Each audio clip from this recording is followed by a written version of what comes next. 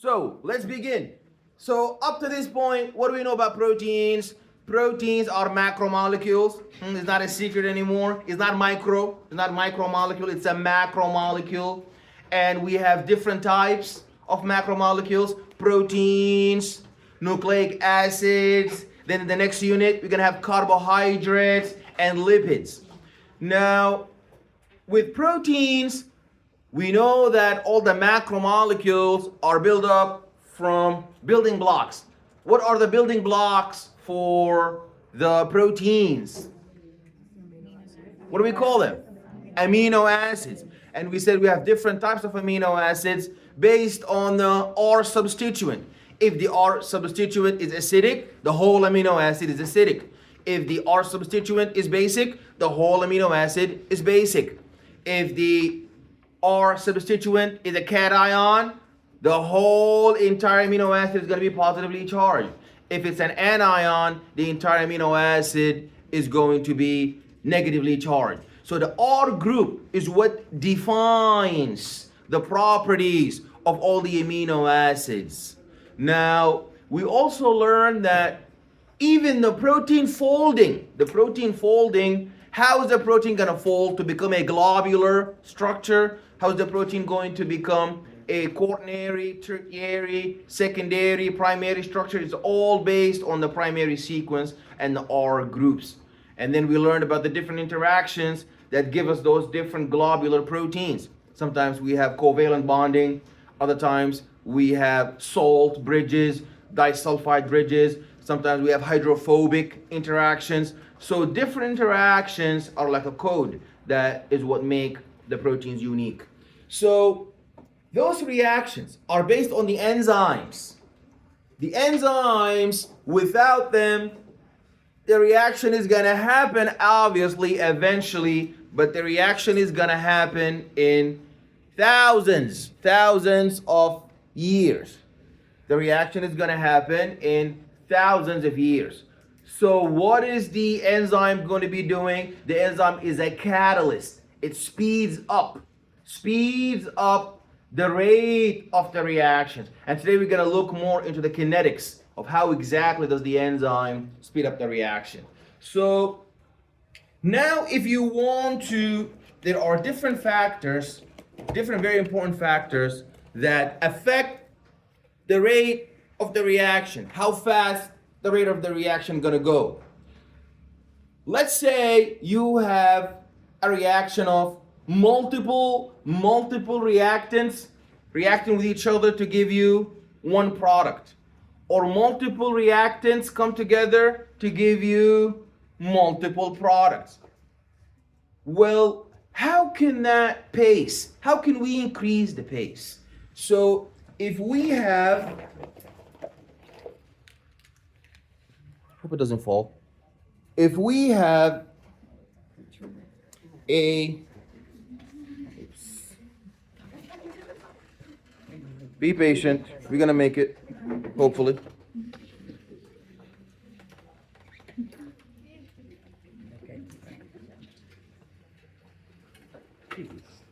Sorry. Okay, so if we have a single reactant, that's a single reactant that's gonna give you multiple products, right? B plus C. That's an example of a decomposition. A decomposed into B and C. That's a single reactant that is going to give us multiple products. Sometimes you can have a single reactant to give you a single product. Sometimes one single reactant gives you multiple products. That's one type of a reaction. And sometimes you have a single reactant giving you a single product. Sometimes you have multiple reactants, A plus B, those are the reactants, giving you a single product. Those are multiple reactants giving you a single product, or you can have multiple reactants giving you multiple products. Well, in the end of the day, no matter which reaction we're dealing with, we need to go from reactants to products. And if you remember in our thermodynamics, we have learned that our y-axis is representing the free energy, delta G. That's the energy we look at when there is an exergonic reaction. Is it minus? If it's minus, so you know the energy is coming out exergonic. If it's plus, that means the energy is endergonic. The energy has been stored into the bonds. And on the x-axis is going to be the timeline. Well, we know that if you're going from reactants and you go into products, you have to climb a hill. You see, the products are always more stable. They have less energy. If you look at this y-axis, the more you go up, the more delta G increases. So reactants always have a lot of energy. The reactants are always bubbling with energy and unstable. They're like little kids with ADHD. They're running all over the place. But products, they are so mature and they're lazy and they are slow. These are the products. So products are stable. Reactants are unstable. And products are stable. Well, in the end of the day, if you're going from reactants to product, there is an energy barrier here, an energy hill that you need to surmount. You need to surmount this energy barrier in order to go from reactants into products. Are we clear? What's the name of this energy hill that we need to surmount and we need to cross? What's the name of that? Yes? Activation energy. Excellent. That's the activation energy, and we refer to that as EA. EA is the activation energy. Now, if you look from the reactant line all the way down to the level of the products, what do we call that energy? Is that activation energy? The energy from the reactant line, from the reactant here, down to the product. There's two energies here. There's an energy from the reactant side up until the transition state complex, where the asterisk is. This is known as the transition state complex. This transition state complex is the intermediate complex. Let's say we have A plus B is going to, never mind.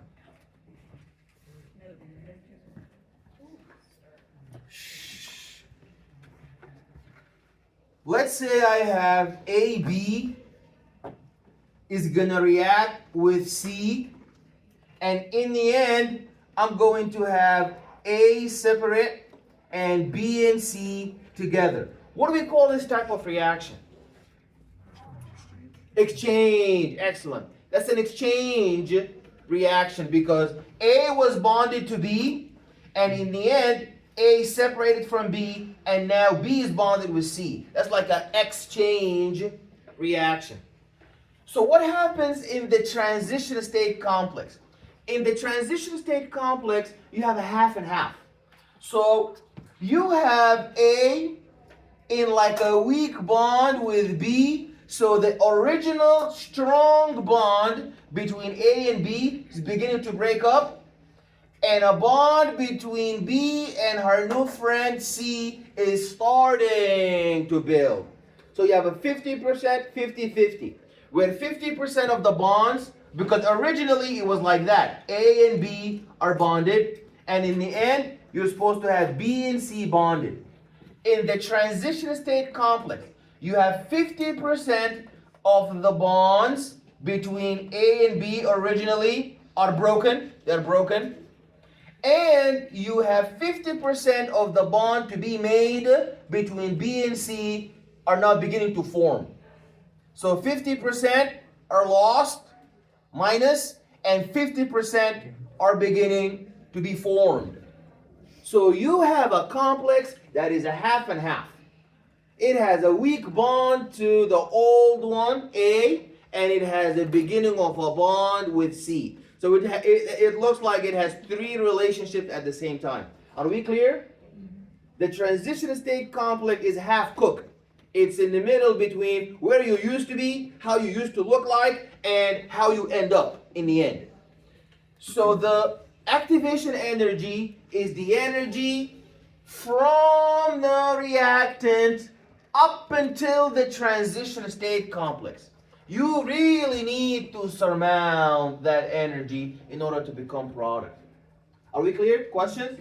Anybody has a question? Can you please repeat the definition of transition? Okay. The transition state complex, it's a complex in a special type of a state. It is not a reactant, but it's not a product yet. It is half cooked. Because in the beginning, we're supposed to have, don't be preoccupied with writing, look at me, understand, then write in your own words. The transition state complex. So number one, it's a complex. It's a substantial chemical complex. It exists in a special type of a state called transition, because it's transitioning. It's transitioning from the state of being a reactant, so it doesn't make sense that it looks like a reactant, because it's transitioning. But at the same time, it's also transitioning to become a product. So if you take out from the beaker a transition state complex, is it going to resemble the reactant, or is it going to resemble the product? Or is it going to resemble neither? It's going to resemble neither, because it's in the middle, where you will see 50% of the bond that used to be between A and B are now broken. Because what is our reaction trying to accomplish? Our reaction is trying to accomplish an exchange, where we break A and B and we form B and C. So half of A and B is broken, minus, and half of B and C is being made, plus. That's your transition state complex. So the energy from the reactant up until the transition state complex, we call that activation energy, EA. Some students, if you don't write it, they will just keep it like that way. EA means activation energy, or the energy of activation. What about the energy that is between the reactant and the product? What do we call that? This is the free energy. G stands for Gibbs. That's the guy who discovered it. So the Gibbs free energy is the energy, the smallest route from your reactant to your product. Remember in the past I told you if you want to go to Staten Island now, you got to take the subway and then take the bus. So that's like going to a transition state. That's like going through a really big hill. But if you call an Uber, the Uber is going to be like an enzyme. It's going to take you there by reducing the long route. So the enzymes, they lower, what do enzymes lower? They lower the activation energy barrier. So that it's no longer a hill, it's like a little bump. So when they lower the activation energy barrier, do you get to products faster or slower? Faster. You get a lot, much faster. But in the end, whether you're looking at the MTA, the subway, and the bus, or whether you're looking at an Uber driver, in the end, they can only reduce the long route, but can they reduce the minimal distance between your location A and B? Absolutely not. Same thing. the energy between the reactants and products, this box here, reactants and products, that can never change. That's called the free energy. The free energy of gyps cannot change, only the activation energies change. So if you want to make a reactant like these guys go faster, you want to make a reactant like these guys go faster, one of the factors is to add an enzyme. Once you add the enzyme, what happens to the activation energy barrier? Drops significantly, reaction goes faster. You're going to have a lot of products in no time. So that's one factor. What about another factor? How about the temperature? How about when you heat up the reaction? Does it go faster? Absolutely. Because what is temperature? Temperature is the average kinetic energy of the molecules. Temperature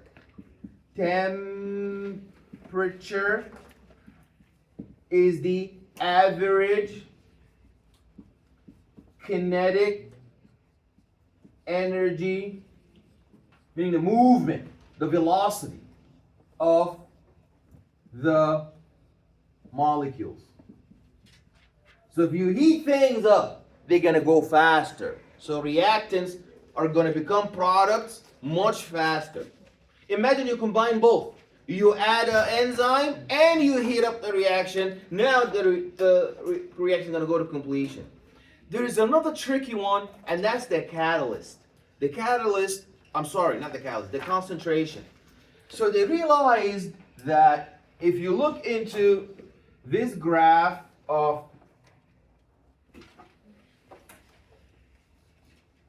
this is concentration. Concentration of who? Reactant or product? Reactant. We're trying to get product. So you cannot affect the product. You want to affect the reactant to make it into a product. And so on the x-axis, you have the concentration of the reactant. And on the y-axis, you have the reaction rate. Reaction rate. Or the speed. The speed of the reaction. So they realized something interesting. You have to be able to read this graph. On the x-axis, you have the concentration. So the more you go in this direction, the more reactants you're passing. So here you have added 5 millimoles of reactants. All these guys, you had 5 millimoles. Here, 10 millimoles. Here, 15 millimoles. Here, 20 millimoles. Here, 25 millimoles. Here, 30 millimoles. Here, 35 millimoles. 40 millimoles. 45 millimoles. I'm going on. If you're going up, don't interrupt, just listen to me. If you go to reaction, how fast is it? How much product per minute? So now we're looking at the speed. How many products are made per minute? So here I have 10 millimoles of product are formed per minute. 20 millimoles of product per minute. 30 millimoles of product per minute. 40 millimoles of product per minute. And you're going up. So you know that in the Y, you have the rate of how much is being formed per minute. You know they have the Nathan hot dogs, 10 hot dogs per minute, that's the rate. Whenever you have something per unit time, what is speed? Speed is a rate. You go 20 miles per hour. That's a rate. When they say rate is always something per unit time. Okay? So the rate is something per unit time. You know they used to pay professors an hourly rate for lecture. So you teach 5 hours, you get paid for each hour. So a rate always has time based on what you do. You're eating hot dogs per unit time. You're teaching lecture per unit time. You're forming products per unit time. So what did they realize? They realized something interesting. That the more you add concentration of reactant, the more the reaction rate speeding up. The more you add, the more the reaction rate speeding up. The more you add, the more the reaction rate speeding up, until you get to a certain point where it no longer matters how much you add. It's now also with the temperature. If you heat up the reaction crazy, they're gonna denature. Obviously, you need to moderately heat up the reaction, because if you heat it up too hard, you're going to denature all the enzymes. And also the enzymes. The more enzymes you add, the more reactants you're gonna get. Also with the concentration. So think of it this way. You know, sometimes they have shuttle buses. The shuttle bus is baking products, taking you from the train station to your home. So now there's like 10 shuttle buses outside the subway station. 10 shuttle buses. But they cannot move because nobody came out the subway yet. So now 10 people come out, 20. The more people come out, the more shuttle buses move. Now let's say 10,000 people come out. No, you're gonna reach a point where the more people come, it's not gonna affect no more, because all of the buses are full and used. Same thing. In a reaction, the more products you add, the more reactants you add, the more product you're gonna get. Unless you add so much product that we don't have enzymes to bind to them and convert them to product. So now you're gonna reach this steady line known as the sealing effect. Sealing effect.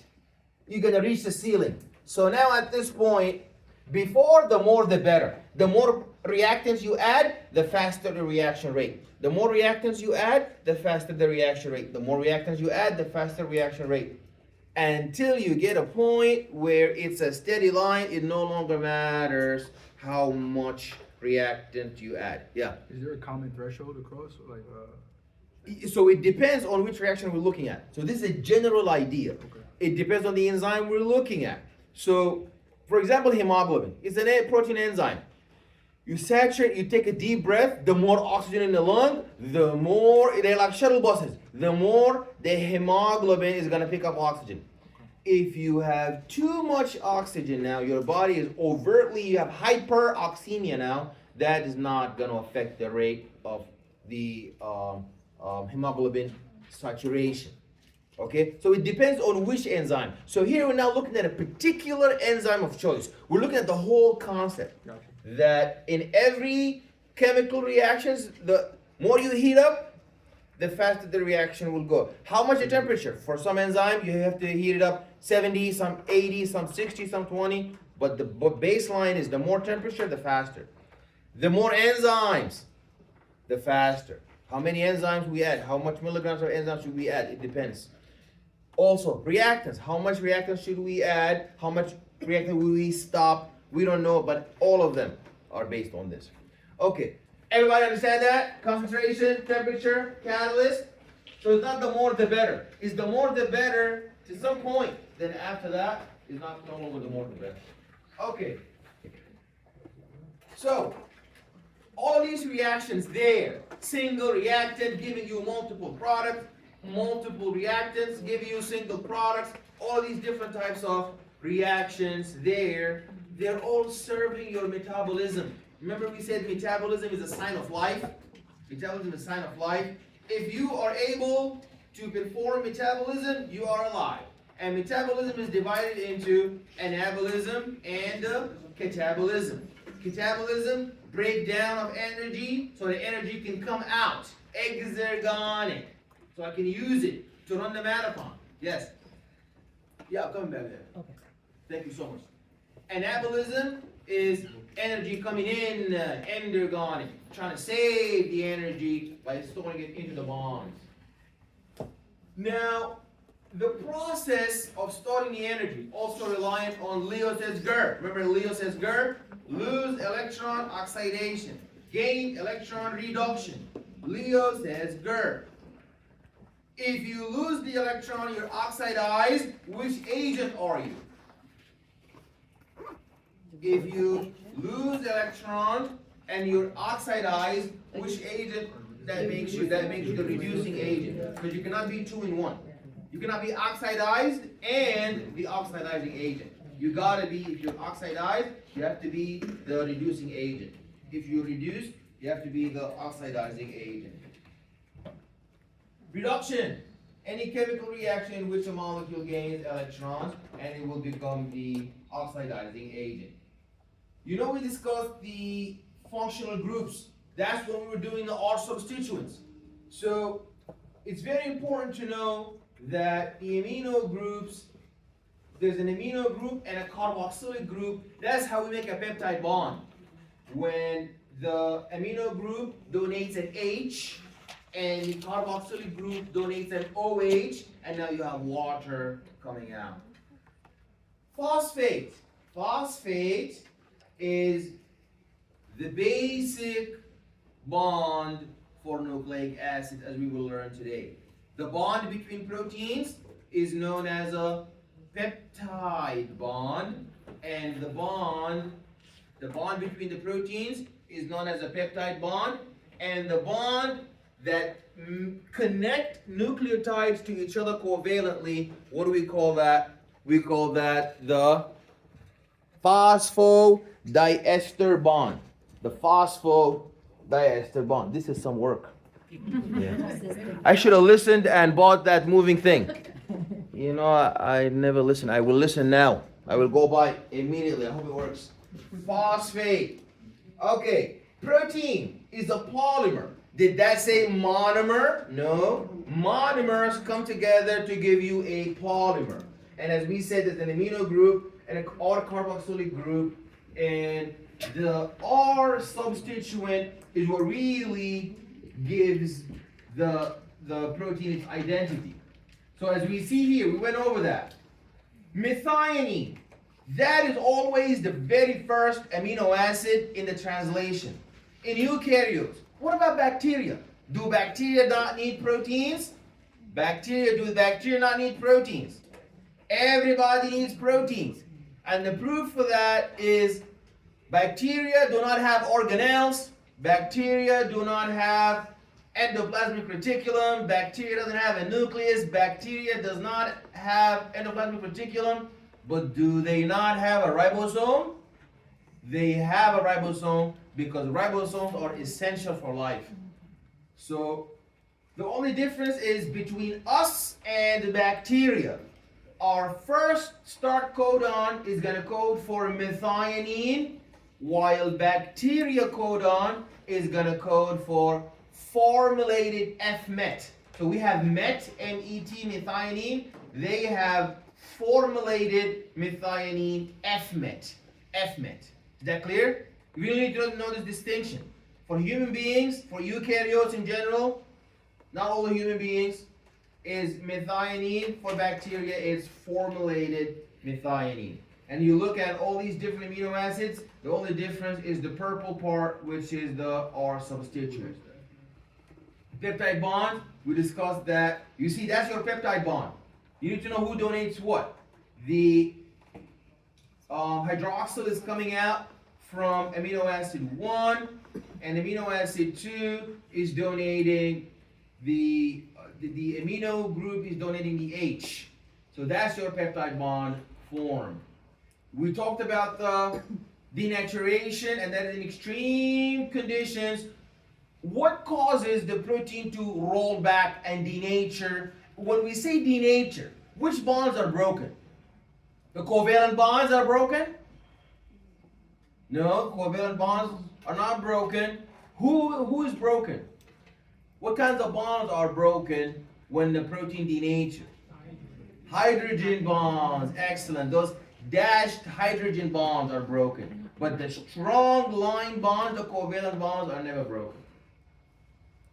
Talked about primary, secondary structure, tertiary, and these disulfide bridges always need sulfur. Sulfur in order for us to make a special type of bond known as a disulfide bridge, and that plays an important role in the folding, proper folding.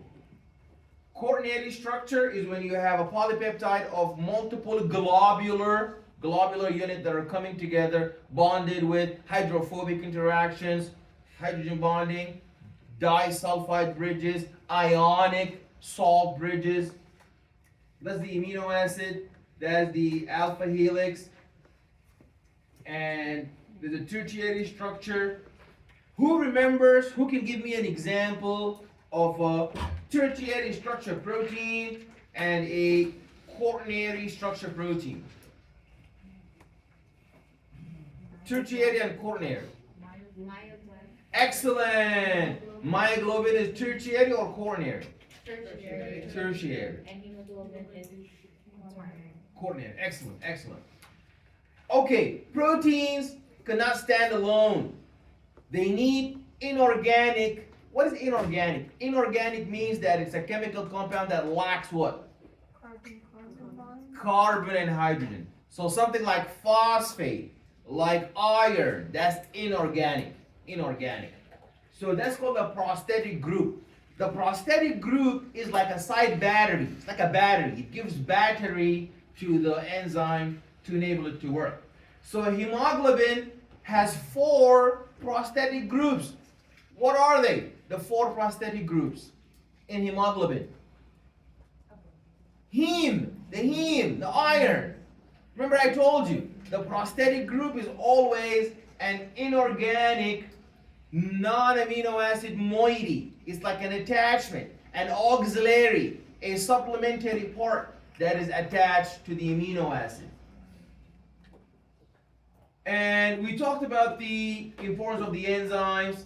Obviously, all enzymes are proteins, but they have like a little prosthetic attachment. You know, human beings sometimes they wear a wig. Human beings wear a prosthetic leg. People do that. They add things. Enzymes too. They wear a wig, but that is actually like a battery. It's more important than the wig. Actually, some people wig to them is like a battery. It gives them energy. I need to get one too. You know they have one, they put it with glue over the head? Yeah, that's disgusting, but I don't know. Let me just go transplant. I'm gonna go transplant in Turkey. I said that one time joking, my cousin went and did it. Alright. And how he I looked? gotta keep my mouth to myself. And how he looked? How he looked? It's $2,000. And how did he look? How do he he look? look now? Weird? How he looked? Everybody looks better when they get a transplant. I just don't have time to go. I'm always studying, preparing. But I'm doing it. Okay. Alrighty. We talked about that's really important. Yeah. No. Okay. We're getting to that. That's a very important question. All enzymes, guys. That's a very excellent question asked by your classmate. Are all proteins enzymes? No. Many significant proteins are enzymes. All enzymes are proteins. Are all human beings police officers? No. No. But all police officers are human beings. Yeah. But there's other professions, like some of them are doctors, some are teachers, some are, all that stuff. So we will go over that actually today. So this graph is money. This graph is really important for you to understand. On the left is the Gibbs free energy. And on the right is the time of the reaction. So without the enzyme, this whole green part, look at the green part. Where does it come from? It's right from the level of the reactant up until who? The top of the hill is who? No. The energy is the activation energy. I'm saying what is that? The transition. Excellent. The activation energy is the energy from the reactant level up until the transition state complex. So all this green part. But if you look from the level of the reactant all the way down to the product, the pink one. So we have green energy and pink energy. This diagram here has a catalyst. We call it a biocatalyst because it's accelerating a biological reaction. Are all reactions in life biological? No. Some reactions are chemical. They're chemical reactions. So the ones who accelerate biological reactions, we call those biocatalysts. If they accelerate chemical reactions, we call them chemocatalysts. So if you look now, you will see that this is the activation energy and this is the net free energy. If you compare both, here we're not using a catalyst, here we are using a catalyst. What happens to the pink energy? Has it been affected? It's not affected. The energy from reactant to product is not affected. Only the energy from reactant up until the hill the activation energy up until the transition state complex, that's the one that drops. Is there still the free energy that you brought up a little earlier? Is that considered the free energy that's there? So all energy here is free energy, meaning that that's the energy involved in the reaction. But we have different types of free energy. We have a free energy from reactants up until the transition state complex. That's the one that gets affected. And then you have the stationary, the stable energy between a reactant and a product. That's like the minimal amount from here to stand out to where you're going. That one, even if you take an airplane, even if you take a helicopter, is never going to change. What's going to change is the route you're going to take to make the reaction go faster. Are we clear? Now, how exactly are we able to achieve this lowering of the activation energy complex? Well, obviously, the reactant has to bind to the enzyme. You know the enzyme is going to distort the bonds. The old bond between A and B is going to break it. The enzyme breaks it, literally breaks it, distorts it, and starts to form the bond between B and C. It's going to make a modification. So everything that is a reactant, we call it a substrate. Why do we call it a substrate? We call it a substrate because the enzyme can target it. If you bind to the enzyme, you're a substrate. If you're a customer for the enzyme, but they don't call it a customer, they call it a substrate. So the enzyme releases reaction products. So the enzyme is unchanged and it can repeat the processes. So here the substrate sucrose is hydrolyzed. So you need to be familiar and comfortable with these words. Hydrolyzed. You know what we're dealing with. Hydrolyzed. So we're dealing with water. So that means somebody is donating an OH, somebody is donating an H, water's coming out, that is dehydration. A bond is formed. Hydrolysis, lysis, is when one donates an OH and the other donates a H, a hydrogen, and then water comes in, hydrolysis. Okay, everybody look. That's the enzyme. And what is that? The substrate. That is the substrate here. Once you bind it now to the active site, you need to know what the active site is. The active site is the location where the substrate is going to bind. So the substrate is going to bind to the active site. And then you're going to get the product where the product is going to leave the active site. You need to know what a substrate is and you need to know what an active site is. The substrate is the reactant that we need to break the bond or maybe sometimes form the bond. That's the substrate. That's the customer for the enzyme. And then, where does the substrate bind? It binds to the complex, the enzyme substrate complex. Are we clear? We talked about temperature and pH affecting the enzyme shape and action. So, for example, you were asking earlier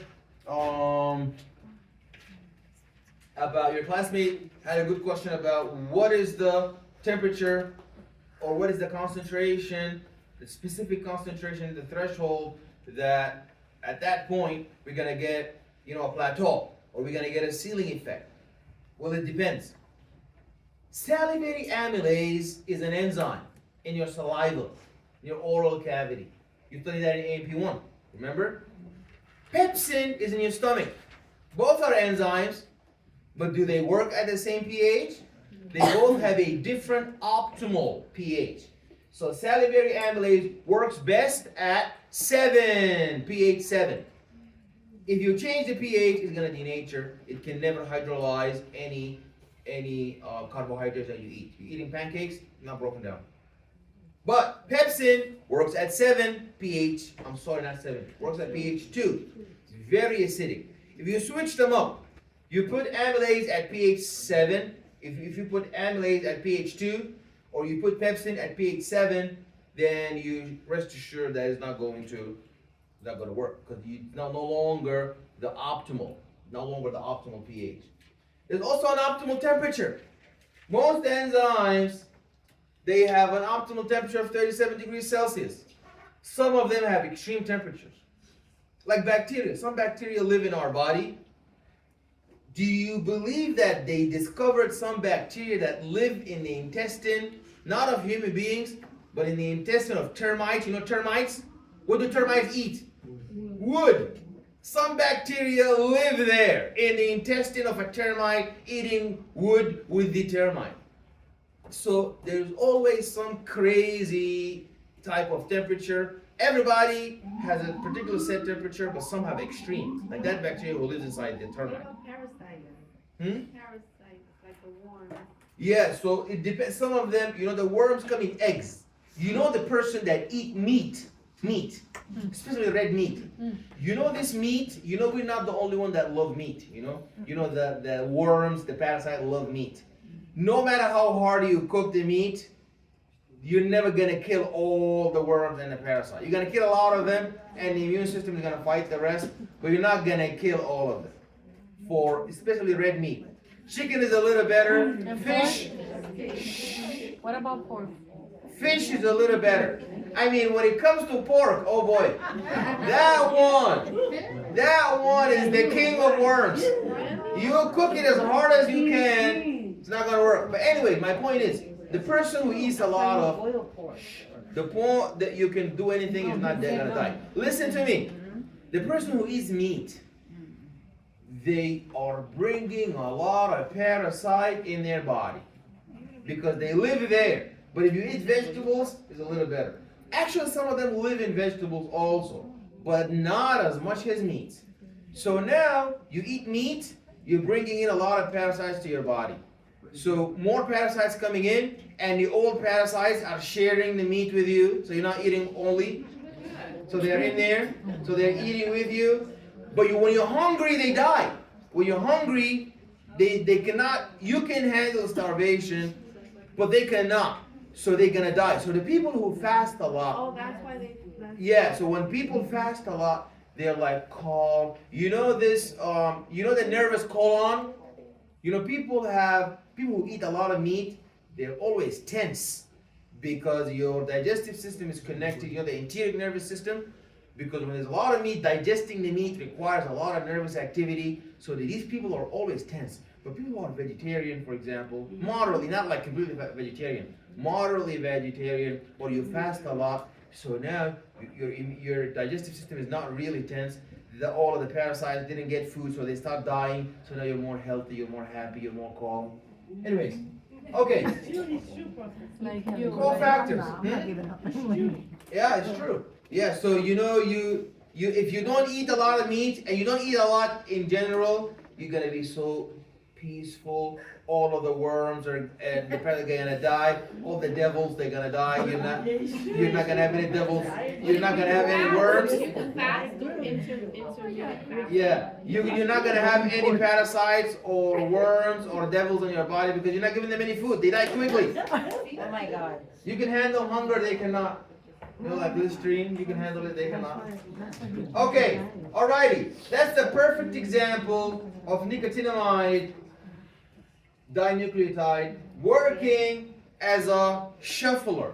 So they go to the glycolysis. These are two separate reactions. Glucose catabolism to pyruvate and pyruvate carbon fixation. These are two separate reactions. Look in the middle. Nicotinamide dinucleotide NAD plus is obviously plus just a cation. That means it lost an electron. That means it's been oxidized. That means it's a reducing agent. So it's going to accept an electron from one reaction and it's going to give it to the next reaction. If you do that kind of stuff, they say the real estate broker working like a broker, stealing money from you and stealing money from the person who's selling the land, and they're just shuffling in the middle. This one is like that. So it's performing this, and we call that a cofactor.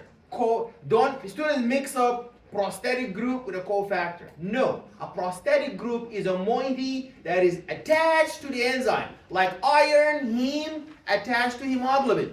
That's not a coenzyme. That is a prosthetic group. The coenzyme is working. The heme group is not working. It's a part. It's like a wig. It's like an extra leg. But the coenzyme is co is working with the enzyme. Okay? Listen, metabolic pathways. Let's take a 15-minute break and come back. 15-minute break. 1-5. Let's come back at 6:25. 6:25. We got a lot today. So me, I'm not leaving line. Absolutely not. What? We're here till 9, guys. Don't touch, please. The thing is going on. I don't know how to stop it and then combine them both. I'm tired, so let's just leave it like that. I'll see you guys. Pause it. You can pause it. Pause that thing. You can, and then you just. You can pause it? But if you're going too long, Professor. return. Yeah. Pause. We saw that our enzymes are implicated in all of our metabolic reactions. Some reactions are catabolic, others are metabolic. In the end of the day, we can never achieve a full completion without an enzyme. So A is a reactant, and B and C are intermediates, and D is the end product. So here you see that there are 3 different enzymes, alpha, beta, and gamma. Alpha, beta, and gamma are working together to take A. It's like a metamorphosis. The alpha is going to convert A to an intermediate B. B is going to be an intermediate C thanks to the actions of enzyme beta, and C is going to be converted into the last finalized product D thanks to the activity of enzyme gamma. So the metabolic pathways are turned on and off by the alternating enzyme activity based on your demand. Are you in a state of metabolic energy expenditure? Are you spending the energy? Then you're going to turn on the enzymes that are going to be favoring the catabolism so that the energy can come out and supply you with energy in order to be able to function. Are you in a state of laziness where you need to be storing the energy and not burning it? Then the other set of enzymes, enzymes are not all the same. Some do catabolism, some do metabolism. Some don't even do catabolism or metabolism. Some of them even are only responsible for structural change, structural integrity, like collagen and keratin and so on. Where is our good friend who asked earlier, are all proteins enzymes? She's in the right side. Okay. Oh, you see, when we want to answer her question, she's gone. So all of these are different types of proteins. For example, look at A. A is a receptor protein. So this protein here is not an enzyme. This protein here is not a structural protein. That's a receptor. So it's responsible for sensing, detecting, and binding to a ligand, binding to a stimulus. That's its job. Some other protein is an enzyme. It catalyzes the breakdown of a particular ligand. Some other protein is not an enzyme, is not a receptor. What's going on in the back? So we have a third type of protein in purple, is not even a receptor, is not even an enzyme, is a channel, is like a tunnel. It allows for the entry, influx, exit, efflux. Entry, influx, exit, efflux. That's another type of protein. That's a gated channel now. That one is only going to open if like the membrane voltage causes it to open. Some of them are ligand gated, So you have to bind some neurotransmitter like acetylcholine that causes it to open. And this orange one here is not an enzyme, it's not a channel, it is not a receptor. That's the cell identity marker. Who can tell us what is that? What's the cell identity marker? Can you say it again? No, I can't. I cannot hear. I cannot hear a word you said. I just saw your mouth moving. What type of, the one that attaches, what type it is that it's carrying, like is it a? So what is it? This whole cell identity marker. What could that mean? What does that even mean? A marker, like a highlighter? What is that? No. So what does that mean? An identifier? It's the ID tag. It may be so. Exactly. So for graft rejection. So for example, can I donate a kidney to my identical twin? Absolutely, my identical, because we have the same identity marker. So when your immune system Wait, is doing immunosurveillance, you said if it's your identical twin, twin, you can, oh. Because they Yeah. have the same identity marker. exactly. But can the family member also do it? Because I did it. Yes, it happens, but I gave a kidney to my uncle. that can happen, but it's not gonna, at some point, eventually, the immune system is gonna catch up. So for example, if I gave it to your uncle, the percentage, the speed with which the immune system is gonna do the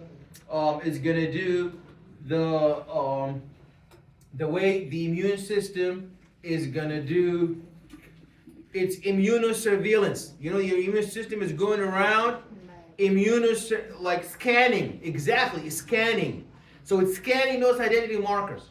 That sounds like one of us. That sounds like one of us. That sounds like one of us. If it's a different identity markers, like the kidney I gave to my uncle, then that's gonna be detected as a foreigner, enemy. It's gonna get destroyed So that's why they because say- it has no way of knowing that. Right. That's why they say, like, when they look for the match in the family, like my aunts and my mom did not matches. I was the only one, there was a match there. Yeah. So that means your cell identity markers were closer, more similar. What is going on in the back? Stop talking. Please listen. So the cell identity markers is what your immune system is responsible for detecting. Oh, this is one of us. This is one of. Imagine there's a mom. She's blind, but she touched her baby, the nose, the eyes. Oh, that's my baby. That's exactly what your immune system does. It's going around scanning for identity markers. Now, some people share some identity markers. Only the identical twins, not even the fraternal twins, have the same identity markers. So, if you have the same, sometimes the immune system has a disease, it no longer remembers the identity markers. So it passes by your ligaments and your joints, and it identifies them as, like in autoimmune arthritis, rheumatoid arthritis. What's gonna happen is it's gonna assume that the cartilage is like an enemy because it has all this self, non-self. It has no way of knowing that yes, this kidney is not one of us, but it's there to help us. Has no way of knowing that. It's either you have my cell identity markers, you're one of us. It's like Trump. You're either US, you're good, you're not, you're bad. So that works the same way. It thinks all foreigners are bad. Your immune system doesn't know that this kidney is a foreigner, but it's there to help us. Like some of these illegal immigrants, they're trying to help their families. But he has no way of knowing that. He's covered in Cheetos dust. Okay. That's a good one. Okay, what is cell adhesion molecule? Cell adhesion molecule is a staple. It's gonna anchor, hook the cells together. That's how we have tissue. Your tissues are not your cells in your tissues are not sitting like the way you are sitting now. They are hooked to each other to give a strong tensile integrity for your tissue and it doesn't fall. You through the second messenger system, part of your proteomes. We talked about that. We said that what if you call the Uber and the Uber cannot walk into the school. So they talk to the public safety, then the public safety walks into you. That's the second messenger. But if the Uber driver happens to be a student of Helene Fulp, who has a job at night working Uber, That student, they take the ID, they come in. So if you look here, the plasma membrane is full of cholesterol. The plasma membrane is full of cholesterol. So only cholesterol-based hormones can pass, like testosterone, estrogen, progesterone, aldosterone. They're welcome to pass through. But if you look at this red triangle, a perfect example of that would be epinephrine, adrenaline, fight or flight. That one cannot cross because it's not cholesterol based. That means it is polar because cholesterol is non-polar. So it cannot cross the polar plasma membrane. So it's going to bind to the receptor. And is this a second messenger? No, that's the G protein who is going to go to adenylate cyclase. That's the enzyme. The enzyme is going to convert GTP into cyclic AMP. That's the second messenger. Students think that the G is the second messenger, adenylate cyclase is the second messenger. No, they're not. Only adenylate cyclase is going to convert ATP into cyclic AMP. That's adenine triphosphate. That's adenine monophosphate that is cyclicized. That's the second messenger who's going to go activate a kinase. We're going to learn today that kinases would add a phosphate group. And the kinases are going to get activated, and then they will go and they convert some inactive enzyme to an active form. And that's going to lead to the target effects. The target effect, various metabolic effects. Some proteins, that's what we call the glycocalyx. The cell identity marker is a glycocalyx. It's like a protein attached to some lipids, protein attached to some sugars, glycolipids, glycoproteins. Some proteins are structural, like the cilia. Cilia to remove all the mucus that is building up in the trachea. The cilia, also, these are the cilia. These are like the bathroom mop. They keep mopping. They have two strokes: power stroke, recovery stroke. Power stroke, recovery stroke. Power stroke to shove and move the mucus. But in a disease known as cystic fibrosis, you need to know that there is a mucus plug.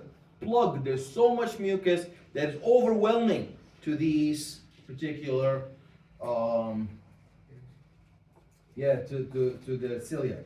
Alrighty. Pseudopods. Pseudopods is cell crawling. A cell need to walk. Some cells need to walk. Not all cells need to walk. Who can give me an example of a cell in your body that is all about walking? A walking cell. Don't say a red blood cell, because a red blood cell doesn't walk. It swims. I need a cell that walks in the tissue. Chemotaxis. Taxiing by detecting chemicals. Oh no, our class of 60-something people has no idea of an example of a cell in your body that walks. Think of a walking cell. You're not a cell, you're an organism. Yeah. Or a white blood cell in the tissue, looking for bacteria. Yeah. So now that white blood cell, is going to have a lot of pseudopods.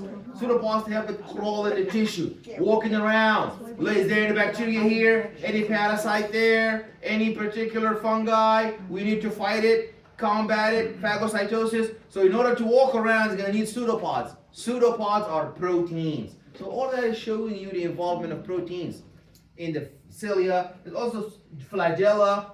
So if you see here, these endothelium, you see that there are clefts, gaps. Interendothelial, meaning between the endothelial. There's gaps that allow for the proteins to pass through. We talked earlier about the ceiling effect, the plateau. It's when there is a transport maximum. All the shuttle buses are full. So now it's not about concentration no more. In the past, it used to be. You see, the more concentration, the rate of the transport is faster. So the more the better. The more until you got to a point where it reached a plateau. That's the ceiling effect. Okay, that shows you the actions of proteins on the plasma membrane to aid in diffusion. Like for example, there's too much glucose outside the cell. It's going to diffuse down the cell. But glucose is polar and the plasma membrane is non-polar. So the glucose cannot cross. So it needs a facilitator. It needs a protein to facilitate its passage from outside to the inside. And that's the involvement of proteins in secondary active transport, where you see a lot of proteins hitchhike. So here, a lot of sodium is coming in. Glucose says, "Can I come with you?" So you see both of them are influxing. And here you see that the sodium is coming out. Then sodium is removed outside the cell to restore this gradient.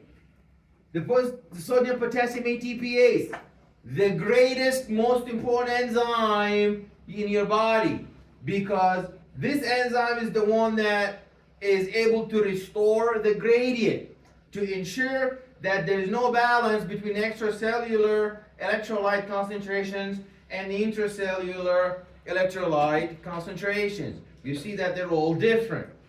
And that's why if you get bitten by a snake, God forbid, the venom of the snake, this digoxin is going to shut down the sodium potassium ATPase. So what happens as a result? You're never going to maintain a concentration gradient. Sodium and potassium inside the cell intracellularly and outside the cell extracellularly is going to be equal. So now you're never going to be able to make an action potential. No being able to make an action potential, meaning your heart is not going to beat. You're going to have a shock, drop in blood pressure, and death. That's how the snake kills you.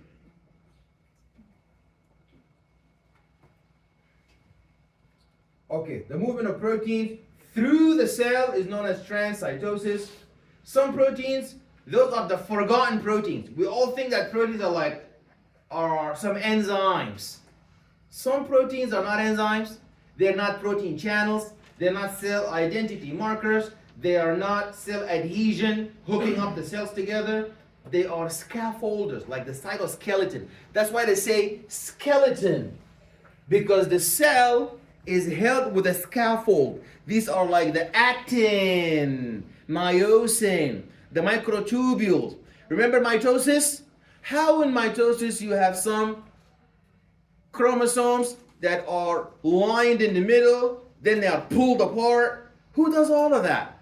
Structural proteins, microtubules, push them all the way. Microtubules push the chromosomes to the middle and they pull them apart. So if you look at the involvement of cytoskeletal proteins, this is very important. Oh. It's okay. I hope I go to heaven. You will. I hope. Okay. Cytoskeletal proteins. Those are proteins that are all about holding up the building, holding up the cell from collapsing on itself. So an example of that, the best involvement is in cell division, in mitosis. In mitosis, you have the centrioles. Those are the centrioles. Centrioles at the two opposite poles. The centrioles. The centrioles are going to start pushing.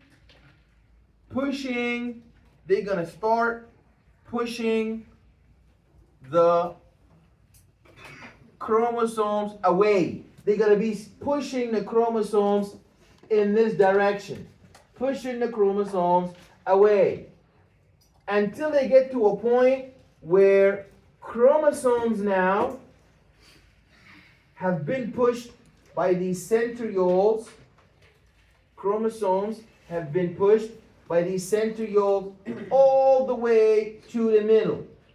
Chromosomes have been pushed by the centrioles all the way to the middle, and now all the chromosomes are now lined up in the middle like that. So who pushed all these chromosomes to line up in the middle? It was these microtubules. Then, when it comes to the cell division, those same centrioles are now going to be plucking off and pulling away all of the chromatids. You see? One time, they pushed them toward the middle. They pushed all of the chromosomes toward the middle until they lined up in the middle at the metaphase plate. But once we reach anaphase, now they're gonna pull in the opposite direction. They're gonna pull in the opposite direction until we pluck off all of the chromosomes, and now you're gonna have something like this. You're gonna have something like that where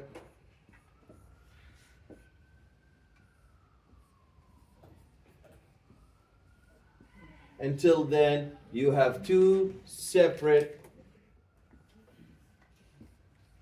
cells. So that shows you the involvement of these microtubules, the involvement of these micro meaning too small tubules, these tubes that pull apart all of the chromosomes in order to help in cell division. So if there's no cytoskeletal proteins, we're not going to be able to do cell division. We're not going to be able to grow. We're not going to be able to develop. There's never going to be growth and development of the organism. So that's your cytoskeleton. So not only does it help, so if you look where my mouse is, you see here, those are the centrioles. You see the centrioles? The centrioles is where all the microtubules originate. They come out of there. And you see they are pushing away like a scalp, like construction. Like construction, they're holding all the integrity of the cellular structure. Are we clear? So what is that? That's a microtubule. Where does the microtubule come out of? Centriole. Very good. And you see, those are the microtubules. They are made up of a protein known as tubulin. Tubulin. So many tubulin proteins give you a microtubule that is made up of multiple protofilaments. And then there are additional structural proteins known as dynein arms. All of this is a protein structure that is responsible for structural support, scaffolding, and structural integrity. We talked last week about many proteins that, 2 weeks ago? The shredder, same thing. The shredder. Don't be too literal. See what I mean with my word. Last week, last meeting, 2 weeks ago. So that's a shredder. The proteome is the shredder of proteins. Why do we need to shred proteins? Because the proteins are misfolded. Remember mad cow disease?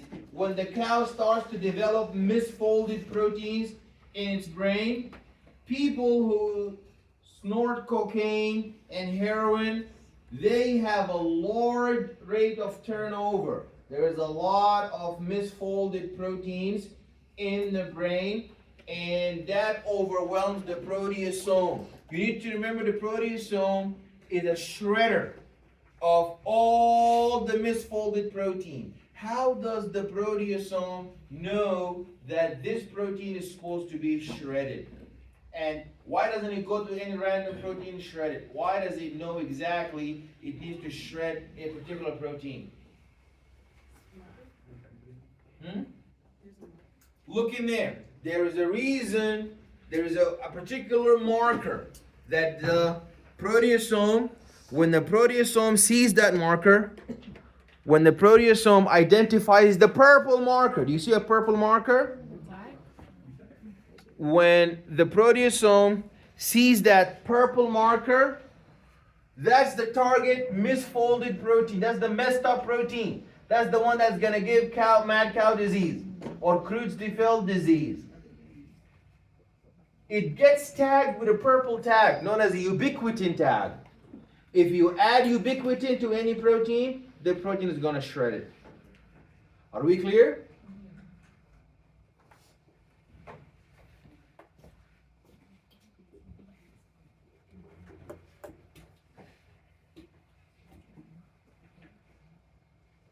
Okay. You see, these are the centrioles, these are the microtubules. And you know something very special about proteins and where they're made. Proteins are made in the ribosomes, but there are two types of ribosomes. There are ribosomes embedded on the endoplasmic reticulum, and there are ribosomes that are free floating in the cytosol. What's the difference?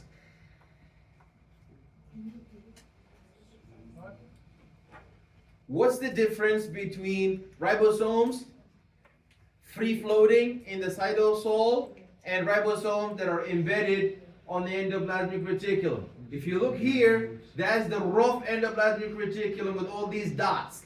All these dots. Those are all ribosomes. Those are all ribosomes. And that's the smooth endoplasmic reticulum. It has no ribosomes. The ribosomes, they break something down. There's a difference to breaking down, don't they break down, there's to break something down. Ribosomes don't break anything down. Ribosomes make proteins. Yeah, no protein. So how are the proteins that are embedded on the endoplasmic reticulum different from proteins that are free floating on the cytoplasm? Well, in the end of the day, they're all proteins. We have two types of ribosomes. We have two types of ribosomes. What are the two types of ribosomes that we are concerned with? So we have ribosomes. Ribosomes, there's two types, type 1 and type 2. There are ribosomes that are on the rough endoplasmic reticulum, RER, rough endoplasmic reticulum. And there are ribosomes free floating on the cytosol. Well, two types of ribosomes, but in the end of the day, they are ribosomes. And no matter what kind of ribosome are you, you're going to be making proteins. So the only difference is going to be on what type of protein that are being made. So the rough endoplasmic reticulum is going to make some proteins that are to be used outside the cell. You know, you have a restaurant and the same kitchen. In the same kitchen, they make food for the customers and they make food for the workers and the waiters and the chefs themselves. I don't know which one is better, but there's two different kinds of food. One is going to the waiters and one is going to the people, the customers. Same thing. In your cell, there are two types of ribosomes. Ribosomes that make proteins for its own use, to be used locally inside the cell. And some ribosomes are going to be making proteins to be used outside the cell. Who's going to be making proteins to be used outside the cell? The rough endoplasmic reticulum bound proteins. So after the ribosome makes the proteins, the rough endoplasmic reticulum adds a tag, like a barcode, adds a tag known as the signal peptide sequence. Signal peptide sequence. Signal peptide sequence. But the ribosomes that are free floating on the cytoplasm, they don't have a barcode. So all the proteins they're going to be making is going to be used inside the cell. But the proteins that are made by ribosomes that are embedded on the rough endoplasmic reticulum, they will have this additional signal peptide sequence This signal peptide sequence is going to go to the Golgi body. Is going to go to the Golgi body. And the Golgi body is whenever it sees that signal peptide sequence, is going to know that's the international shipment. You know how in Amazon, in the warehouse, they're going to look at a barcode and they're going to be able to say, oh no, this is not from state to state or from borough to borough. This is going out the country. Same thing. Any protein that has a signal peptide sequence, the Golgi body is going to receive it and package it. The Golgi body is the Amazon warehouse. Is going to package it and export it outside the cell. Export through exocytosis. Exocytosis outside the cell. Outside the cell. Clear? Now we know how are different proteins made. If you are to be used inside the cell, where do we make you? In the free-floating ribosomes. If you are to be used outside the cell, we make you in the rough endoplasmic reticulum. Okay, so the ribosomes, we make them, and this is the Golgi body. As you see here, the Golgi body has an entrance and an exit. The entrance is the cis side. The exit is the trans side. It looks like a pita bread. You know, multiple pita breads on top of each other? That's the Golgi body. This is the packaging warehouse. You see, I love this diagram here because that shows you what I was just talking about. What is that here embedded in these ribosomes? What is this structure here in blue? That's the rough endoplasmic reticulum. If you say ER, there's two types. There's the smooth ER and the rough ER. That's the rough ER. Now look at the rough ER. You have proteins formed by ribosomes on the rough endoplasmic reticulum. So now you know they have a signal peptide sequence. So now they're going to be leaving the rough endoplasmic reticulum and they're packaged into transport vesicles. Then they're going to go and they're going to fuse into clusters to form the cis. Cis is the entry site. You see now they have all entered into the Golgi body. The Golgi body is going to modify them and repackage them, and it's going to exit through the trans site. The entry site is the cis. The trans site is the exit site, and you see now they are exported through exocytosis. See, all the proteins are now leaving, exiting the cell. Is that clear? The glycocalyx, this is your cell identity marker. It's a combination of proteins and sugars, glycolipids, and proteins and fats. Glycolipids, glycoproteins. Is a combination of surface. Always cell identity markers got to be at the surface. No cell identity marker is hidden somewhere inside the cell. So you have glycoprotein, sugary proteins, or glycolipids, sugary fats. Those are the combinations that your immune system is gonna screen and scan to tell self from foreign or non-self. And that's another example of proteins being the microvilli used in the absorption in your intestine to increase the surface area. And you have some structural proteins that have a job of absorbing the food that you broke down in the intestine, whether it's lipids, proteins, carbohydrates, and through the microvilli absorbing it into the blood. Cilia, we talked about cilia for movement. So you see that the power stroke and recovery stroke to push the mucus. Cystic fibrosis is when there's a mucus plug caused by hereditary mutation in which chloride pumps are not there. So the chloride pumps fail to create an adequate saline layer. So there's no chloride, so water is going to build up. So the thick mucus plug is going to be plugging the pancreatic ducts and also the respiratory duct, overwhelming the cilia. And there's inadequate digestion of the nutrients, and there's inadequate absorption of oxygen. And the mean life expectancy of cystic fibrosis patients is 44 years old. Proteins are also implicated in flagella. So you know flagella is found in only two places, bacteria or the sperm. The sperm uses the whiplash movement in order to move and swim in a mucus fluid in the vaginal tract ascending up into the uterus. So it needs the flagellum that is powered with a lot of mitochondria in the neck region so that the tail can move fast. We talked about microfilaments and microtubules in the cytoskeleton. Now, the last thing we need to know about the proteins is that how do we learn everything about the proteins? How do we know that there's some structural proteins, some functional proteins? We need some laboratory techniques that we perform in the lab that help us understand the structure and the function of these proteins. We're going to go over them now.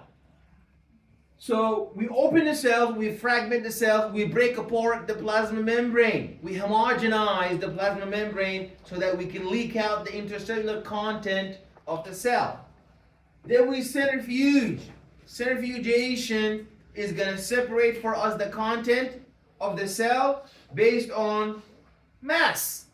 When you centrifuge a test tube, you're going to see different fractions.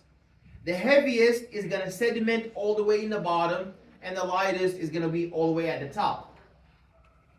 So another mechanism is dialysis. We're going to use pores. We're going to use a barrier with different holes. And now we're going to separate proteins based on size. So how big are these holes? We make them with certain sizes, and any protein that leaks out, that means it was able to make it through the holes and the channels. And now we can tell the size. Hemoglobin is of this size because it was able to make it through the pores of a particular size. That's known as dialysis. When you separate salts from proteins and you separate particular structures based on molecular mass, not charge, not chemical structure, but only based on the size. Chromatography. In chromatography, we separate based on different variables. So those are different types of chromatography. You need to know, chromatography, we separate proteins based on different structure. You know, if you look at people can be divided based on age. You can have a group that is pediatric, a group that is adult, a group that is geriatric, really old. They could be separated based on the sex. There are gynecologists, obstetricians, and there are males. Sometimes we separate based on the different criteria. Proteins also can be separated based on different criteria. Remember, I was saying the R group has different criteria. If I want to separate the proteins based on the chart, I want to tell if this protein positively charged or negatively charged. I can use ion exchange. So I run my protein through a positively charged medium. If it makes it through, that means it is positively charged, because positive repels positive. But if it doesn't pass through, that means it is a negative charge. So I come up with a technique. I have a mysterious protein. I don't know if this protein is positively charged or negatively charged. But I know my medium. My medium is positively charged. So I run my mysterious protein through my positively charged medium. If it makes it out, that means it was repelled. Because same charges repel. But if it gets stuck in the medium, doesn't come out, you know now what. That's how we found out that some amino acids are negatively charged, like glutamate, aspartic acid. Why? Because it never came out the medium that was positive, because it bound to the positive. We have size exclusion, gel filtration, where we run our different protein of mysterious size through beads of known size. If it makes it through the medium, that means it's smaller. because it was able to zigzag and pass through. If it gets blocked at the top, that means too big to pass through the holes and the pores. That's another property. Looking at the size, separating. So here we didn't separate based on charge. We separated based on size. Affinity, that's what I was saying earlier. There's a binding using the charge. Affinity meaning you have a negatively charged medium. If your protein gets stuck, that means it's positively charged because only opposite charges attract. Separation based on polarity. An example of that would be the reverse phase chromatography. In the reverse phase chromatography, we don't know the protein has which polar end. Which end of the protein is negatively charged and which end of the polar of the protein is positively charged. So you know the protein has two terminals. It has a carboxylic terminal and it has an amino terminal. So we run it through the chromatography paper to find out the polar side, is it this particular mysterious side, is it positively charged or is it negatively charged? Now, that shows you the ion exchange chromatography. We went over that, where there's cation exchange. So here you see these beads, those little crystals are charged. There's anion exchange chromatography, where the beads are negatively charged, and cation exchange, where the beads are positively charged. So you look here, you put a mixture of unknown molecules. You see how tiny these beads are. So you'll see that the small molecules are going to squeeze and move through the channels in the beads, and they're going to elute later. But the large molecules are going to zigzag through. You see those beads have little holes on them. So when you pour the whole solution at the top, they are too small, they get trapped in the little holes. But the really purple, if you look at purple and red, can everybody see purple and red? Purple and red was a mixture of proteins. We don't know who's big, we don't know who's small. Our medium are these light blue beads. But those beads themselves, inside them have really, really tiny holes. So when you pour red and purple on the top, you will see that the purple is so big to go through the holes inside the bead. So it will bump on the outside and get out and move out. It's going to elute. It's going to come out the end. While the really small ones is going to take them forever to come out. Why? Because they are now moving through these holes. While the big particles are not able to fit in through, so they bump and move faster. Is that clear? Is that clear? Yes. Do it one more time. I have purple and red. That's the mixture of protein of an unknown size. So I pour everything at the top here. You see these blue beads. Those beads are not balls. They're not just circular round balls. There are so little tiny passageways inside them. You see the passageways? They're so tiny. They're tiny that when you pour everything, the red particles are going to go through the holes. So they're going through like a maze. You know the maze? So they're going through, they're too busy going through the maze. The purple particles are so big, they cannot fit through the beads. So they just bump and they just move and they zigzag and they come out. While the small tiny particles are not going to come out because they're too busy moving on the inside, in the inside of the maze, in the inside of the tunnels. But the tunnels were so small that the purple ones could not bind to it. So they were just zigzagging by it. Is that clear now? Got it? Okay. So large molecules are going to zigzag and pass through, and tiny molecules are going to be attracted to the inside of the bead, and they're going to be passing through the bead. But the purple one is not going to pass through the bead. It's too big. It's going to be passing between the beads. Is that clear? That's affinity chromatography.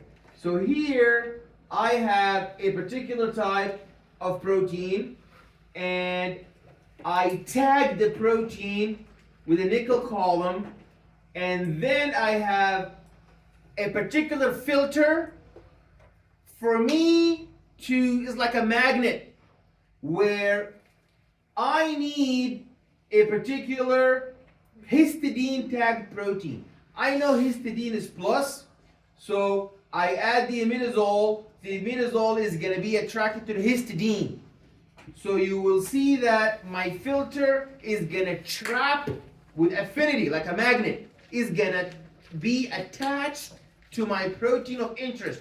In this case, is histidine tagged. And everything that doesn't have histidine on it, that is not part of my filter, so it's going to be other unwanted protein is going to leak out. While my protein of interest is going to be, this one is the final product that I got with my filter. So I put a filter for an affinity of my target protein that I want from the mixture. I have a salad. I have a different salad of all different proteins. I don't want all of them. I want a particular type of protein, so I tag it with histidine. And I put on the filter an affinity for histidine. And then I pour everything. Only my protein of interest that is tagged with histidine is going to bind to my filter paper. This is reverse phase chromatography, and here we use the electricity in order to separate and find the two opposite poles of my protein of interest. Agarose gel. Here we separate based on the charge using an electric field. So you see these holes here, they are holes of agarose gel. I take my pipette and I put my different fragments. I have chopped up the protein. It's used for both protein and DNA. And I put them in different holes, and then I run the electricity. The smallest fragment is going to move really fast and is going to be at the forefront, while the slow ones are going to be because they're so big and heavy, they're going to lag behind. So now I'm going to be able to tell my protein is made up of which particles. Okay, loaded in wells, we went over that. The largest molecules move the slowest. There you go. You see here, the heavy ones are in the back, and the lightest ones move all the way to the front. Those are my loading gel, and the smallest ones move to the front really fast, and the heavy ones get stuck to the back. So the largest ones are heavy. They stay in the back, and the lightest ones move, because they're so small fragments, they move to the front faster.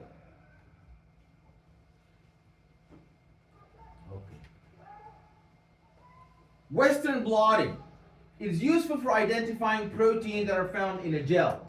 So this is very similar to agarose gel, and I use the same concept, but Western blotting is reserved for separating proteins, only proteins, while SDS page, this one, is used for both proteins and DNA. But it's the same concept. And in the end, when I separate my protein, I rely on antibodies that are primed to tag my protein of interest, and then I use like a magnet. This time I'm not using a charge, I'm not using a filter paper, I'm using actual antibodies that I have marked them to go and tag for me my protein of interest.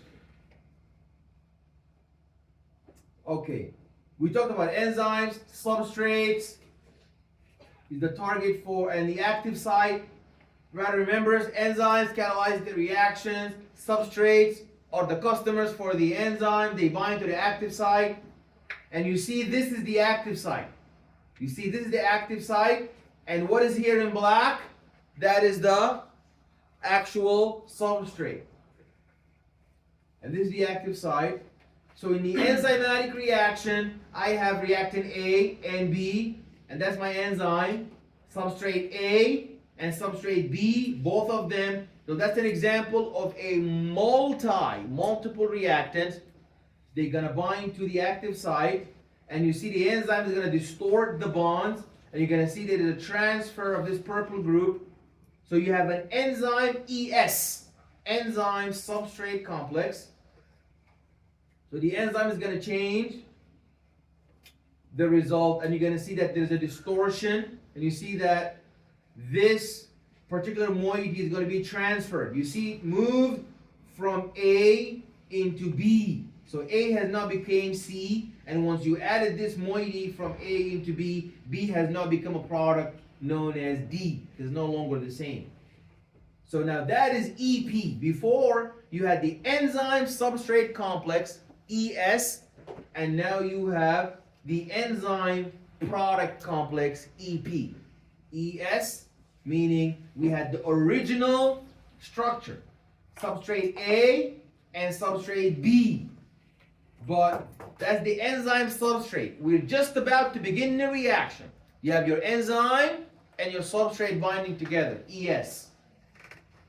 Once the reaction went on, now you have the EP, which is the enzyme product complex. I have distorted, I have changed the structure of my original substrate, and now A is no longer A because you removed the purple part from it, so now we call it C. It has been changed completely. And B has now received this purple moiety here, meaning that it is no longer B, it now has become a product. So it's now becoming D. So we went from A and B into C and D. So that is our EP, that's our enzyme product complex. Questions? All right. So substrates affect the enzyme on binding. That's the enzyme plus the product. And you see we go through a whole cycle. First of all, the enzyme, then bind the substrate. There are two separate moieties. The enzyme is separate from the substrate. Now both bind, the enzyme and the substrates bind together. And then you have the actual reaction of transferring and breaking and distorting some structures to go from reactant to product. And finally, you have the enzyme product complex, and you don't want the product to be stuck to the enzyme forever. So now we're going to separate the enzyme from the product, and now we release our product of interest. So the enzymes are known to have a high binding specificity. The enzyme is flexible because it's able to undergo some conformational changes to accommodate these different substrates.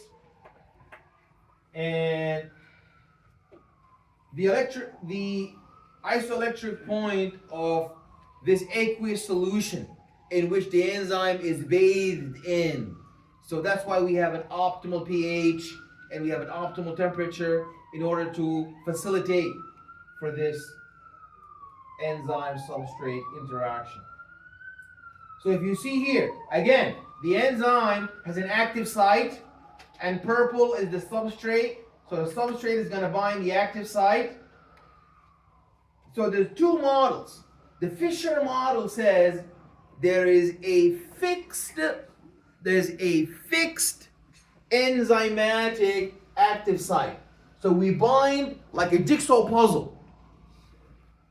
But the Koshland model says no, it is not a fixed binding between the substrate and the enzyme. The enzyme undergoes some changes. There's an accommodation. So you see the active site adapt to the substrate. So these are two different models that shows you how the enzyme is able to bind the substrate. Fisher tells you it's like a jigsaw puzzle. They fit in like two pieces of a puzzle. But the Koshland says no. The enzyme is able to undergo an adaptation, an accommodation to accept and receive the proper structural conformation to bind to this substrate of interest. So you see here, this is what is blue. What is blue here? That's the substrate. And where is the blue gonna bind to? That's gonna bind to the active site. Talked about that earlier. This is our transition state complex. We're gonna drop it. We're gonna lower the activation energy barrier, and we're gonna see that the total free energy of the reaction is never changed. It is only the activation energy that is changed. So enzymes lower the activation energy. Enzymes catalyze reversible reactions. They do not change the overall energy. We talked about all of this. Single substrate, giving you a single product. We talked about that. Single substrate, giving you multiple products. Multiple substrates, giving you a single product. And multiple substrates give you multiple products. So that's the lineage. First, this is the actual chronology of events. You have the enzyme, gonna bind the substrate. Then they actually bind. First they were separate. Then they actually bind the enzyme and the substrate. Then the reaction takes place in the active pocket, in the active site. And finally you have the enzyme converting the substrate into a product. Then they separate. The enzyme is separate from a product. This is the mechanism. So this just shows you that the enzyme is going around. So that's what we were saying earlier. The more substrate you add, can everybody see where my mouse is? That shows you what we were saying earlier in the kinetics. If you have a little bit of substrates, the reaction is not going to go fast. The more substrates you add, you see the high substrate, if you add more substrate, the faster the reaction is going to go. Until you reach a plateau. You see that? Until you reach a plateau. So in the Michaelis-Menten constant, Michaelis-Menten tells you that there is a constant known as the Km. The Km represents the substrate concentration at which half of the reaction speed has been achieved. So that is a marker that your friend was talking about earlier. Do we have known thresholds? So each reaction is going to have a different threshold, but there is the concept of the Km. You need to know that. The Michaelis-Menten constant Km. What does Km represent? Km represents the substrate concentration. So the Km represents the substrate concentration that we're adding. If you look at here, that's the key here. So in the beginning you had a lot of shuttle buses, not enough passengers. Now the more you add, the higher the substrate, the more action we get. But we all agreed that it's not the more you add, the better, because you're going to reach a point where you reach Vmax. Vmax is the ceiling effect, the plateau. Now it doesn't matter how much more substrate you add, it's really not going to affect the activity. So now they came up with another constant known as the Km. The Km is the concentration of any particular reaction substrate. But if they tell you the Km for this reaction is 250 millimoles, you know that this is the reaction at which I got halfway before I reached my plateau, my Vmax. That's the maximal speed, maximal velocity, Vmax. So, how do I know that I'm halfway to reaching Vmax? Is at the Km. So every reaction is going to have a Km that is different from the other. But you know, Km is the concentration of the substrate at which half of Vmax has been realized. Is that clear? Any questions? So Km is the substrate concentration that gives half of Vmax. And the enzymes that don't follow Michaelis, some enzymes don't follow Michaelis-Menten kinetics. They include the ones that bind to the concentration. Vmax occurs when the enzyme is saturated. Vmax is when all the enzymes, all the shuttle buses have been full. So Vmax occurs when the enzyme is saturated by the substrate, and Vmax varies with the amount of enzyme used. Km is a measure of the enzyme's affinity for its substrate. So the Km value is inversely related to the affinity. You need to know that. That's one of the questions that you will find in the exam or on the homework, that Km value is inversely related to the affinity. The higher the Km, the lower the affinity. So if I tell you the Km is high, that means the enzyme let go. The enzyme has let go of the substrate. If the Km is low, that means the enzyme is really it means that the enzyme is really bound really tightly to the substrate. So the higher the Km, that means we're about to get to Vmax. So that means the affinity is low. That's it, we're gonna let go. We have too much of substrate now. There's no affinity between the enzyme and the substrate. Okay? There's not enough affinity between the enzyme and the substrate. You need to know this. That's one of the questions. The higher the Km, the lower the affinity. The lower the Km, the higher the affinity. Makes sense. Because the higher the Km, that means we're going to get to Vmax. So we're not going to have a high affinity for our substrate. The reaction is going to reach completion. But when the Km is low, we have a high affinity for our substrate. So if you look here, so the lower the Km, you see there's a little bit of substrate, Km is low, that means we're going to have a lot of saturation and binding affinity between the enzyme and the substrate. But when there is a lot of substrate, means the Km is so high, then the affinity is going to be low because all of the enzymes have already been saturated in the active site. Clear? Okay, the concept of enzyme inhibition. So the active pocket, the active site, is where the substrate is going to bind. Let's say I want to shut down an enzyme. That means I need to block the active site. So those are known as competitive inhibitors. What is here in gold? What is gold? Gold is the actual substrate binding to the active site.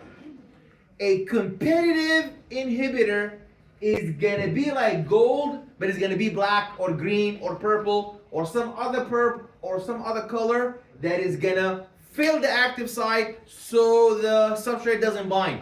So I don't have a reaction. We use that in medication. Like the, ever heard of ACE inhibitors? What are ACE inhibitors? ACE inhibitors, they inhibit the enzyme, angiotensin converting enzyme, from working. So the medication is going to go to the active site of ACE, angiotensin converting enzyme, and bind it. So when angiotensin comes, there is no angiotensin converting enzyme. So angiotensinogen 1 is not going to be converting into angiotensin 2, and therefore our blood pressure is not going to be going higher. It's going to drop low. So that's why it's a medication for anti-hypertension. But you need to know that competitive inhibition, you compete. That's why they call it competitive, because it competes on the active side, by the active side. The non-competitive, you see the competitive inhibitor? The competitive inhibitor looks just like the normal substrate, and it binds on the active site. But if you look at the other type of inhibition, you have the non-competitive, where it doesn't actually bind or fight with the active site. It binds on an allosteric site and causes stoppage of the inhibition. Are we clear? It's called allosteric site, not the active site. It's an allosteric site. So another thing you need to know, if you want to overcome, how do you overcome competitive inhibition? The more gold you add, so because everybody's fighting over the active site, right? So if you want to overcome green, you add a lot more gold, and then the more gold is gonna overwhelm the more green. But can you use the same thing here with non-competitive? No, because it doesn't even fight on the same spot. You can have billion of gold. All we need is the non-competitive inhibitor binding to somewhere else that doesn't need to compete with it.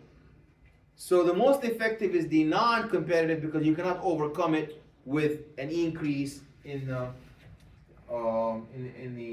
substrate concentration. This slide shows you the different ways enzymes work. Some of them are oxidoreductases, so they're all about oxidation reduction. Are all enzymes working with oxidation reduction? No. Some enzymes are known as transferases, so they transfer one group, like hydroxyl, one of those functional groups, hydroxyl amino group, phosphate group, they transfer it, so that's not oxidation reduction. Hydrolases, they hydrolyze bonds. Lyases, they break bonds, but with a non-oxidative mechanism. Isomerases, they make an enantiomer that is different in structure than the actual substrate. And lastly, we have ligases, like glue. They glue up, ligases. So they join two molecules by making covalent bonds. So that shows you E1, 2, 3, 4, 5, 6. It shows you that all enzymes don't work with the same mechanisms. Some enzymes work with blue, some enzymes work with green, others work with blue. So that shows you the examples here. So look at oxidoreductases. They began with a positive charge and they gained an electron, so it became NADH. So that's the oxidoreductases. It engages in oxidation reduction.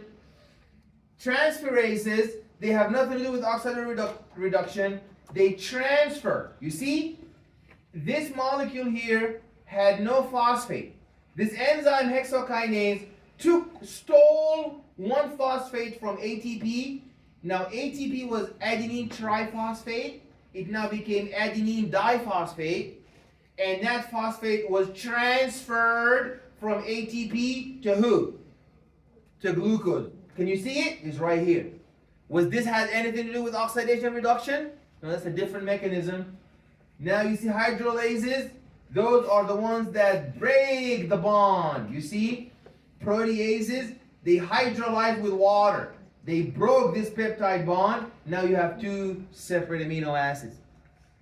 And you have ligases, they ligate and glue up. You see? Isocitrate, you see that you glue the glyoxylate to succinate, and then you end up with so lyases, I'm sorry, I thought this is lyase. This is not a ligase. Lyase is when you break without hydrolysis. So you broke isocitrate here into glyoxylate and succinate, but you didn't break it with water. It's not hydrolysis. Isomerases, you see they make a different structure. So glucose 6-phosphate is now fructose 6-phosphate. They have the same number of atoms, but they are structured differently. Like 1, 2, 3, 4, 5, 6, 1, 4, 5, 3, 2, 6. So the same numbers, but they're ordered differently. This is known as rearrangement or isomerization. It's the same number. So fructose, glucose, galactose, they all have the same number of carbons, but they're all rearranged in a different structural isomerization. Ligases are glue. They glue up and they bind together different types of, they glue up and they bind together different types of molecules like we see here. Okay, any questions? That was we're done with proteins. You know, last week it was nice to say, you know, no lecture, I have to go home. Now we're gonna need to do 2. So today now we're done with this. Proteins, proteomes, protein biotechnology, and enzyme. We're done with that. Thank God we're finished. Now what's left is this. We need to do the nucleotides. It's 50 slides. Oh yeah, that one was 100 something. Come on, that's like half of this.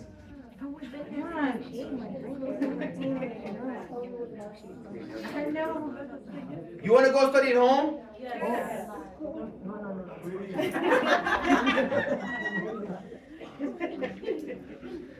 I don't know. We're here.